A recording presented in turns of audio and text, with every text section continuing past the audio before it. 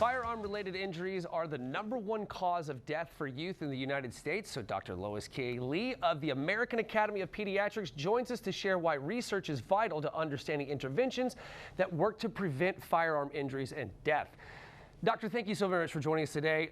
Can you tell us more about the #1 cause of death for youth in the United States?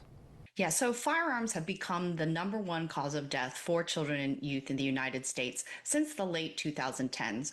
Prior to that, it was car crashes. But due to research, we know there are lots of different safety interventions that have decreased motor vehicle or car crash related deaths over the last few decades. And now we need to increase our research so that we can better understand how to address firearm injuries and deaths to kids. So, Doctor, let me ask you, what can be done to help address this issue and keep children safe? Well, there are some very practical tips that parents can take. So, #1, talk to your kids about firearms, that they're not toys and they shouldn't be used unless they're under supervision with an adult.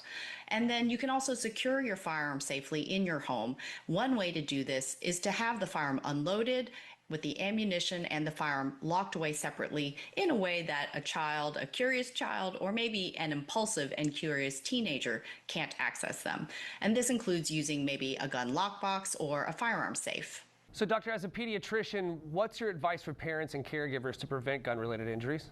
So, as a pediatrician, my job is to help parents keep kids safe. And that means both at home, but also in other places where they might go and play. And so, we do also recommend that you ask about how firearms are secured in the homes where other people might have your children, like relatives or friends.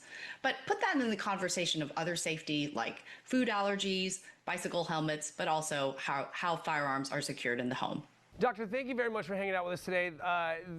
I have a very young daughter at the house, so this kind of topic really hits home for me, right? So I really appreciate your conversation this morning. Before I let you go, where can we go to learn some more information?